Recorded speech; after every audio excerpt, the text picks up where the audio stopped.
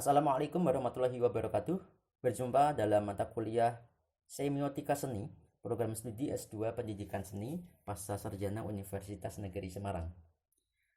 Di pertemuan awal ini, saya akan mendahului dengan mengorek substansi mata kuliah Semiotika Seni ini. Semiotika atau kita sebut semiotics itu sebuah ilmu, ya. Kita sebut saja sebagai ilmu tanda. Dalam konteks mata kuliah ini ada dua kata, yaitu semiotika dan seni, sehingga menjadi konsep semiotika seni. Artinya apa? Yakni semiotika dipakai sebagai alat untuk melihat seni, atau sebaliknya seni dilihat dari perspektif semiotika. Berarti ini adalah sebuah disiplin tersendiri dalam kajian seni secara interdisiplin. Lalu apa implikasinya? Implikasinya ialah kita perlu melihat seni sebagai objek material atau objek kajian dan meletakkan semiotika sebagai objek formal atau pisau analisisnya. Jadi kita membedah seni dengan pisau yang bernama semiotika. Dengan demikian, dalam mata kuliah ini Anda dituntut menguasai dua kompetensi, yaitu satu, memahami semiotika sebagai sebuah ilmu, dan yang kedua, menerapkan semiotika untuk menganalisis seni. Jadi yang pertama sangat teoritik dan yang kedua praktik analisisnya. Nah, saudara, yang menjadi persoalan adalah ternyata seni itu macam-macam, ya, kompleks. Nah, cabangnya sendiri ya ada seni visual. Bahkan seni visual itu ya terbagi atas desain, kriya, fine art, ya. Kemudian ada juga musik dan tari yang mungkin bisa kita kelompokkan sebagai seni pertunjukan. Nah, lebih lagi dari segi wujudnya, seni itu sebagai objek kajian semiotika bisa juga berwujud karya seni itu sendiri atau aktivitas seni, atau bisa juga segala fenomena seni secara lebih luas. Karya seni itu berwujud kebendaan atau artefak, ya. Lalu aktivitas seni itu berwujud perilaku berkesenian, dan fenomena seni itu berwujud hal ikhwal tentang seni dan segala relasinya dalam konteks sosial budaya. Nah, lalu apa konsekuensi ontologisnya? Bila kita akan melihat seni dari perspektif semiotika, maka kita harus setuju bahwa seni terbentuk atas struktur-struktur tanda yang tentu saja memiliki makna. Nah, tanda di dalam seni inilah yang kita akan telusuri. Kemudian konsekuensi epistemologisnya atau konsekuensi metodologisnya, kita mengadopsi secara interdisiplin cara kerja semiotika dalam membahas dan mengupas objek kajiannya. Nah, bicara tentang cara kerja ini macam-macam, ya, bergantung dari berbagai tokoh semiotik dan pandangan atau aliran yang dibawanya. Baik, saudara, kita mulai masuk ke apa itu semiotika, ya. Namun saya tidak ingin memulai konsep semiotika, ya, dari apa itu semiotika dan kesejajarannya, ya, itu nanti, ya. Pertama-tama saya ingin mengawali pembahasan ini mulai dari segi ontologinya dulu, ya, yaitu tentang seni sebagai tanda.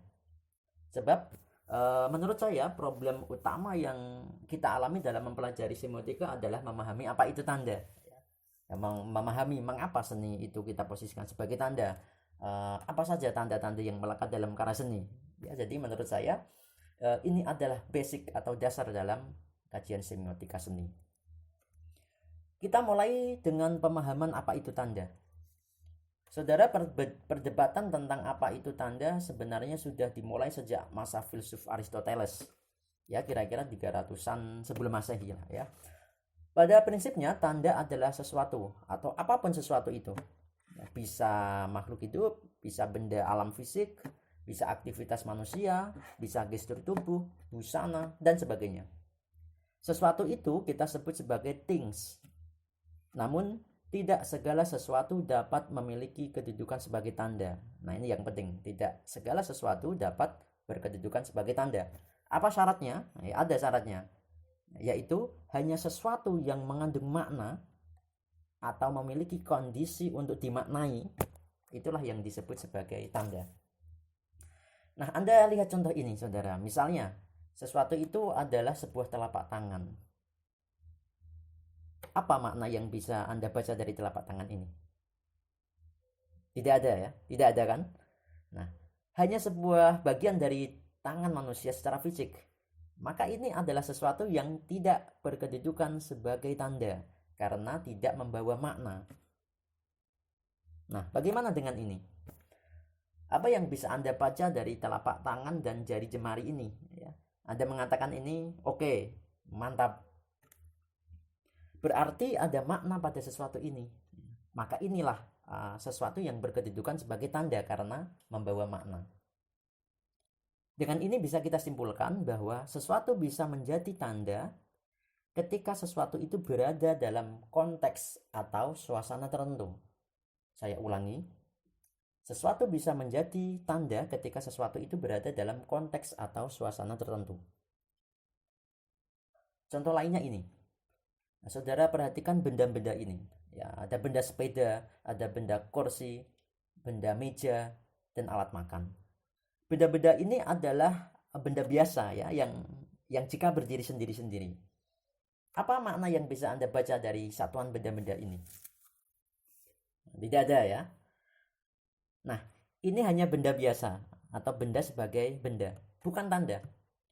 Tetapi kasusnya berbeda bila benda ini kita display ya berdekatan ya sehingga memiliki kesatuan makna, semacam ini misalnya. Kedudukan benda-benda tadi sudah menjadi atau menyandang predikat tanda karena sudah melekat makna di dalam struktur pembentuknya. Dengan ini bisa kita simpulkan bahwa sesuatu bisa menjadi tanda ketika sesuatu itu menjalin relasi dengan sesuatu yang lain. Saya ulangi, sesuatu bisa menjadi tanda ketika sesuatu itu menjalin relasi dengan sesuatu yang lain. Jadi tanda terbentuk dari relasi. Lantas bagaimana dengan kedudukan seni? Nah, ini persoalan kita bersamanya. Ya, bagaimana kedudukan seni? Seni ya, atau karya seni itu sendirilah yang bisa berkedudukan sebagai tanda ketika dalam struktur pembentuk seni, elemen seni, unsur seni itu menyandang makna. Jadi seni bisa berkedudukan sebagai tanda ketika di dalam struktur pembentuk seni, elemen seni atau unsur seni itu menyandang makna. Bila ini ada dalam karya seni, maka syah itu dianggap sebagai objek tanda atau objek telaah semiotik. Ya, tapi Pak, bukankah seni itu pasti bermakna? Ya, sehingga pasti juga adalah tanda? Ya, belum tentu juga. Ya, misalnya karya lukis yang representatif, misalnya lukisan pemandangan, yaitu ya tidak lebih dari lukisan pemandangan yang mengacu pada pemandangan yang nyata. Baik, kita lanjutkan. Saudara, ada 3 letak tanda di dalam seni. Apa itu? Pertama, tanda bisa melekat pada subjek karya seni itu sendiri. Misalnya lukisan celeng, ya. Lukisan celeng melekat tanda. Ya, misalnya lukisan celeng dalam kontestasi politik. Dalam hal ini binatang celeng yang digambar itu sendiri sudah simbolik, gitu ya. Jadi letaknya bisa pada subjek karya. Kedua, bisa juga letak tanda melekat pada aktivitas produksi dan penyajian seni. Misalnya dalam penyelenggaraan pameran, dalam pagelaran, ya, di situ ada produksi-produksi tanda. Ketiga, bisa juga tanda melekat pada fenomena kesenian yang menunjukkan relasi seni dengan publik dalam berbagai konteks. Apakah itu konteks politik, sosial, budaya, atau ekonomi. Baik. Saudara, pembahasan kita sudah mulai mengerucut ya pada kesimpulan tentang apa itu tanda. Saya ingin menegaskan bahwa sesuatu itu disebut sebagai tanda bila ia memiliki 2 syarat. Ya, apa syaratnya? Pertama, itu memiliki wujud fisik seperti suara, gambar, atau tindakan. Jadi syarat pertama adalah memiliki wujud. Ya. Kedua, memiliki konsep yang menjadi acuan makna. Nah, dalam pandangan Ferdinand de Saussure, yang pertama ini disebut sebagai signifier atau penanda, dan yang kedua disebut sebagai signified atau petanda. Tegasnya, tanda mengandung penanda dan petanda. Nah, saudara, dalam memahami tentang tanda yang sangat melekat dalam berbagai hal di dunia ini, baik itu kebendaan yang berwujud konkret atau jelas, maupun sesuatu fenomena yang seringkali abu-abu, ya, itu membutuhkan semiotika salah satunya. Semiotika sebagai ilmu, ya, yaitu dengan yang terdiri atas kumpulan temuan atas tanda-tanda dan struktur pembentuknya, dan juga teknik untuk mempelajari apapun yang menghasilkan tanda. Inilah sebabnya saudara, Charles Sanders Peirce, salah satu tokoh semiotika ini mendefinisikan semiotika sebagai doktrin tanda-tanda. Secara substantif pembahasan tentang semiotika sebagai ilmu tanda akan saya lanjutkan ya, atau saya akan spesifikkan dalam pertemuan minggu depan. Saudara, dalam pertemuan ini saya ingin saudara memperdalam pemahaman saudara dalam sesi kuliah daring ini, dan selanjutnya saya ingin saudara berdiskusi tentang sesuatu sebagai tanda dan karya seni sebagai tanda. Ya, saya tegaskan, silakan saudara berdiskusi tentang sesuatu sebagai tanda dan karya seni sebagai tanda. Silahkan kalian bertanya dan saling menjawab, dan juga saling menanggapi satu sama lain dengan cara replay langsung di Elena, e-learning UNES ya.